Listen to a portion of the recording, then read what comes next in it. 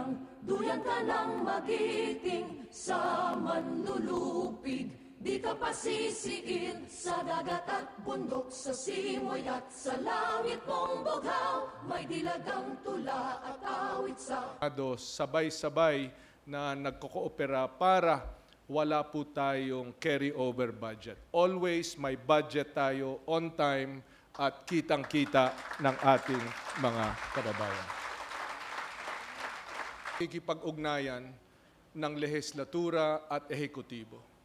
Naparating sa pamamagitan ng kanilang mga kinatawan. Malayong-malayo ito sa kinagisnan nating sitwasyon kung saan may warlord na nagdidikta sa kapalaran na nakakarami, samantalang pinagtutuunan lang niya ng pansin ng kanyang angkan o tribo. Sa BBL sa simula't kasama. Sa daang matuwid ang estilo po namin pagdating sa mga desisyon, ilan ito sa konsensus. At ang nakikita ninyo ngayon ay resulta ng pagpupulong ng Liberal Party, mga kaalyado at mga kasamahan natin mula sa civil society at iba't. Sino pa ang pipiliin mo na mamuno sa bayan mo?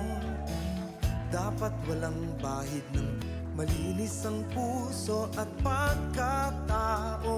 Bibintang nakatiwalian, malawak at malalim ang